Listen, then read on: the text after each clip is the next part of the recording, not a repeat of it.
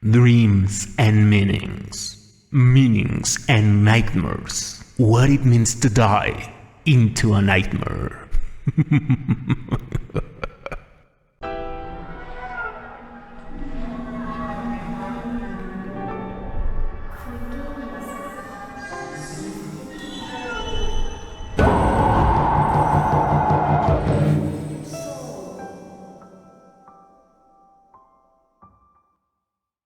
What are you doing here? Who gave you that key? Now a talking cat? What a dream. You think you're asleep. Let me tell you an old story.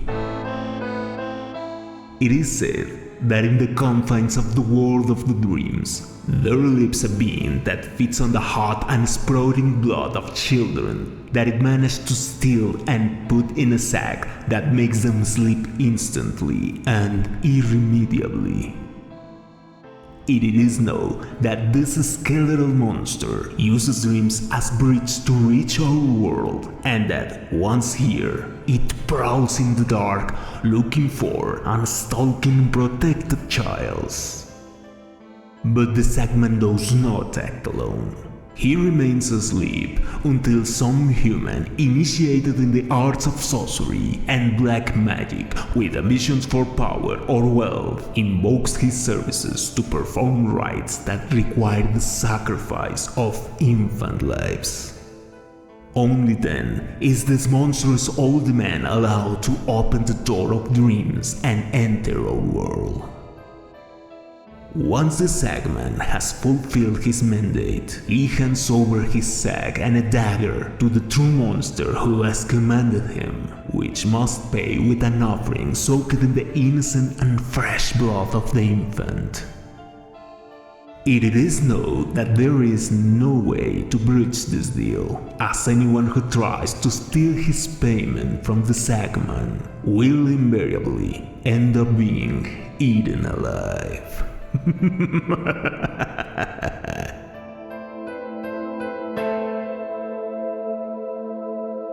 If you really want to wake up, the first step is to recover the dagger of the innocence that lies in the heart of this monster slayer.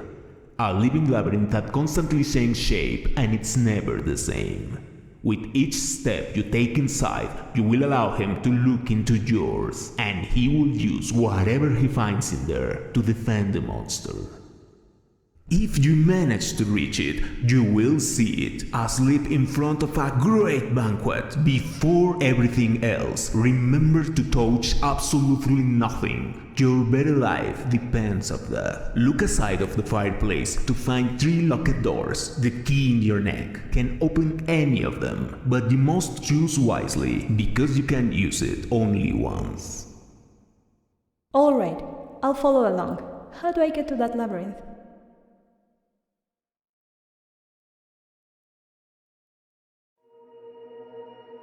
Take this candle.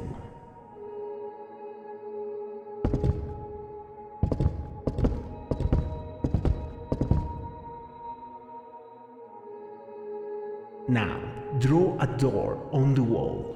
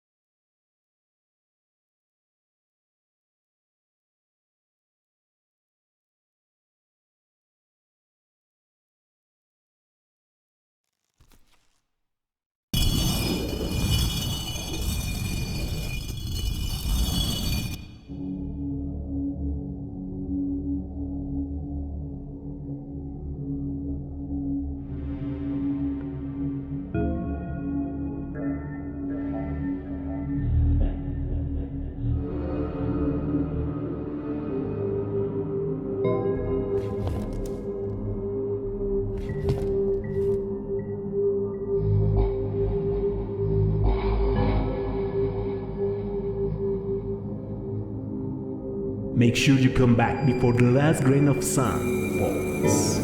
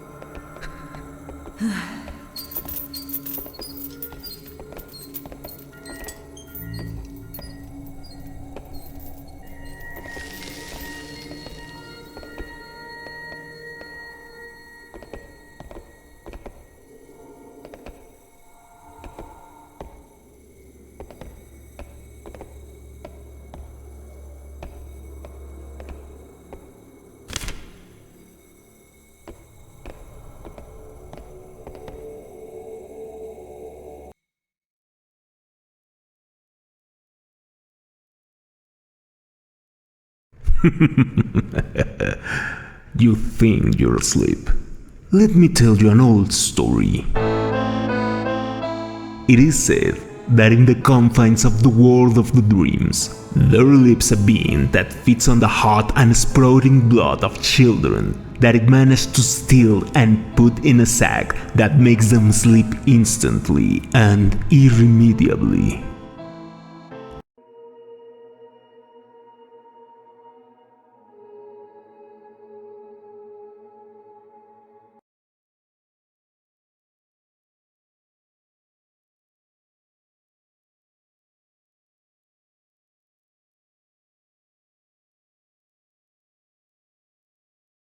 Let me tell you an old story. It is said that in 1758, a solitary religious man arrived in San Luis Potosí, Mexico, who was dedicated to teaching infants. And although every child he instructed seemed to loathe and even fear him, the adults loved and trusted him because of his countless acts of charity. But one night, after a mule ride in the mountain to which he took two boys of 14 and 15 years old, he retired to his room to pray while the boys led the animals to the manger. The next thing we know for certain is that the boys ran half naked out of the house screaming for help, and that the clergyman lay dead in his room from a stab wound to the throat. When questioned even separately, both stories match in every detail. The boys said that they were in the manger when from among the straw emerged a monstrous being wrapped in rags of jute cloth, paralyzed them with an infernal scream, and then put them in a large sack that made them lose consciousness until they woke up, already without clothes, in the monk's room. The priest had that same empty sack in one hand and a long dagger in the other. He was approaching them threateningly, but then the other one, dizzy and staggering, kicked and twisted, knocking down an oil lamp that when dispersed spread his fire rapidly, causing the cleric to drop the dagger and the sack to take a blanket to suffocate the fire. At that moment, the younger boy crawling on the floor was able to get the blade to defend himself. But before the boy could stand up, the sack lying on the ground was incorporated in the form of that monster of the manger and began to hypnotize the boys again. Meanwhile, the priest, noticing that the boys were immobile again, took advantage of the moment to grab one of them by the leg and lifted it up in the air. This provoked a pendular movement that the skinny boy took advantage of to thrust the dagger into the throat of the monk, who fell on the spot fainting. while the monster also lost its arachnid form to lie on the floor like racks of inert jute again. As soon as they could get up, both boys ran to the street shouting for help. Being a dead religious, the Holy Office locked up and tried the boys, arguing that they had surely killed him to steal his gold, and that the whole story was just a tale to avoid their punishment. So, they sentenced them to have their hands cut off as thieves, and to the stake as murderers. The sentences were carried out, and the hands were hung on the grill of the clergyman's house in the Alfalfa Alley, which became known as the Callejón de las Manitas, the Alley of the Little Hands. After some time, the neighbors themselves decided to remove the putrefied hands from those grills and bury them. But no matter how many times they did it, the next morning, the hands returned to their place. It was not until a listener of the Holy Office had them burned in holy fire that they stopped returning to the grills. But even so, there were people who assured that some nights, the shadow of the four hands could be seen clinging to the grills, so that the same listener ordered the complete removal of the grills to relocate them in a secret sacred place, where it is said that even today, those four dead hands continue to appear, as if they were still demanding the justice that was denied to them.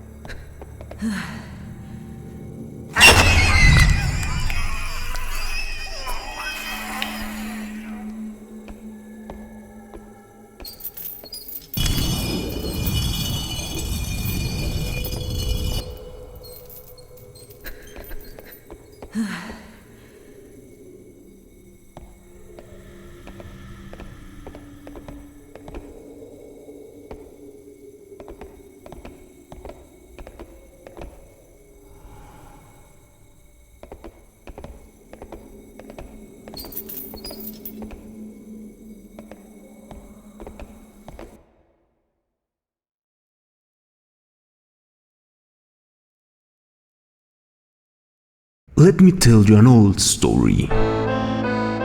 It is written in the official records of the Holy Office that in colonial times, in the city of Puebla de Los Ángeles, in Mexico, several humble women began to report having been attacked by a supernatural entity that caused them wounds that did not heal.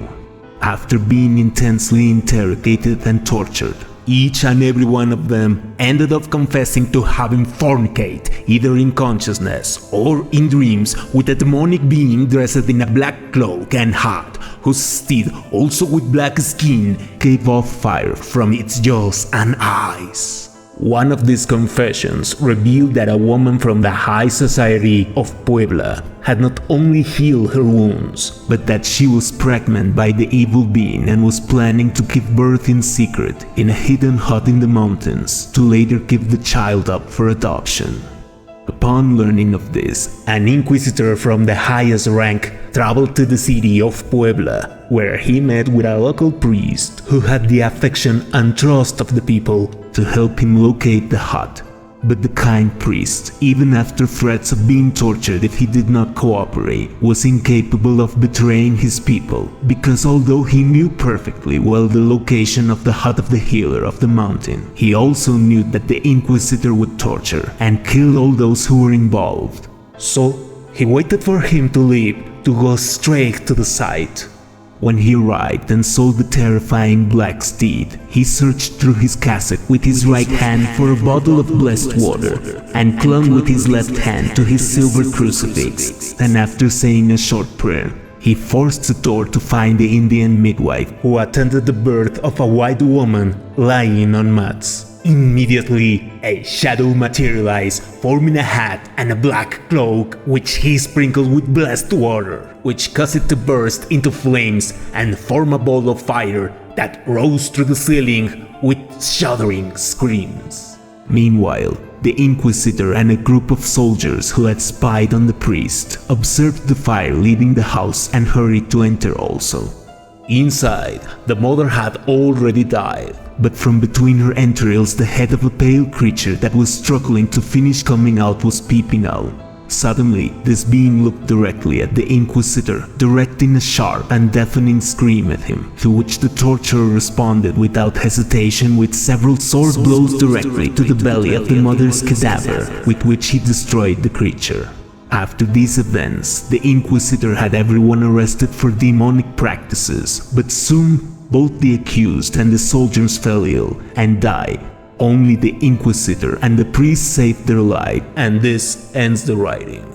But years later, in that mountain range, they found the body of a clergyman with a smashed face. Shortly after, a horse appeared on whose mount there was a silver crucifix and a bottle of holy water. So it is said that it was the priest who returned to prevent the evil one from spreading his seed on earth. But the devil must have frightened the horse to strip him from his crucifix and holy water. And surely the lack of them was what allowed the evil one to defeat this holy man.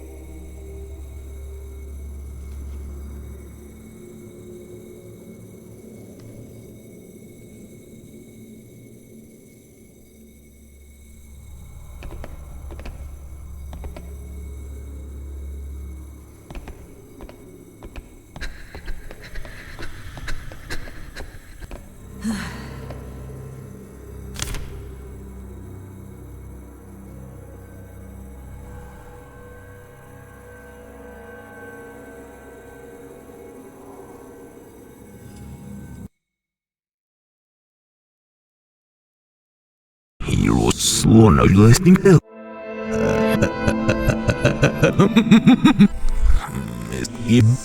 Слова криву, ой, анімра, і свого пустовішки скаут. I get through oxys and from rough and not herb star be with that door that the run the bush the next why the rest roots in the street the sky net her that the kicks of mock them stroke heels in the officers they had nailed net her that look all I do not so wolf a little respect which the name brought with this yeah railing out in them stroke no right was if the machine about nisi wolf a little the tips of the little boss Master Robot, Mary Bassett is not English, playing the hills, the asset nap, it's half Mukadona, and Serpy Bucky business, and necessarily the Sanas, the Bob Rush, the Fakaria, her former froth, so certainly the Farah had the seal maybe so necessary had the grip so. Nashidna good namsi na blessy, this not me, oh, for the look, Rabawa, Star Gab, the Dutsnat Nasibu. I know it's not. I'm said early head respect the edits. Neighbor stand up with Swiss Rock with this play with the Don City. Neighbor and it must be the ash that was near me in the soul. It is the goof for the roar sauce. Neighbor for a strap with the fat. Either asness in it so much while the dish to sprock net. All the ash that made the week the hand oil. So the restaurant's normal drop in them. Yet neat. Snarl milk neck. It's probably yet out the lost business. Fell of me na mir bugredus. Nam hasses noch nie da house self mukan oil oxysmer. Fell sich es lost the room of fruity.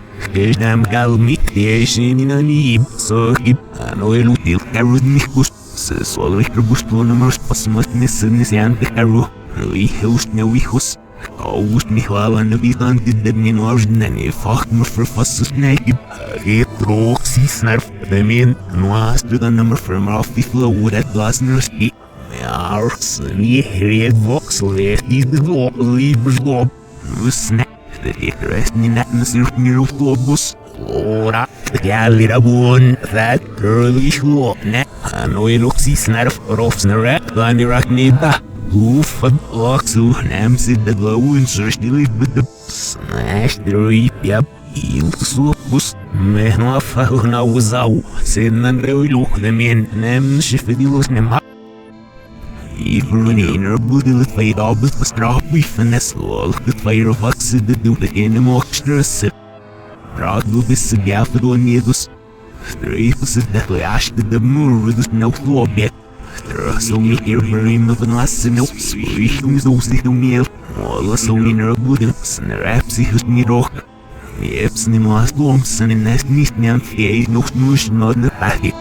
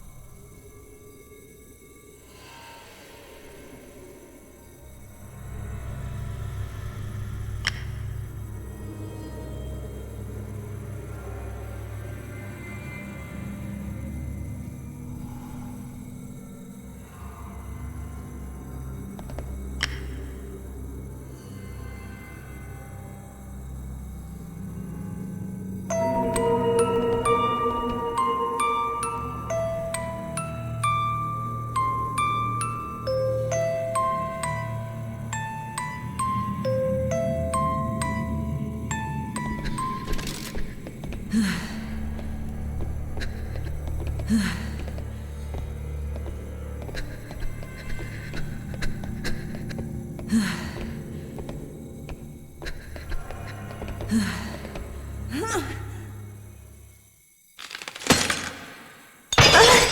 just a dream, it's just a dream, it's just a dream.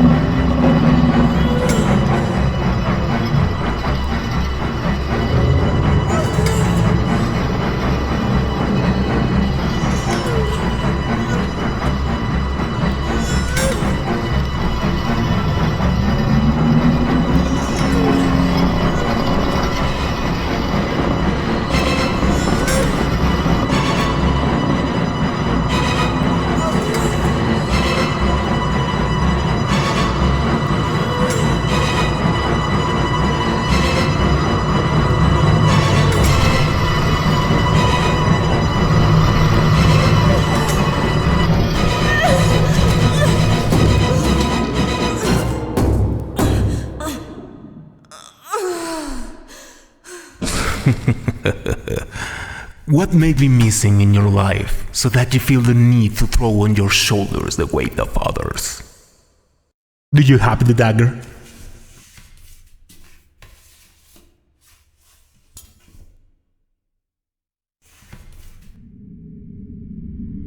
Very good. It's time to discover who you are!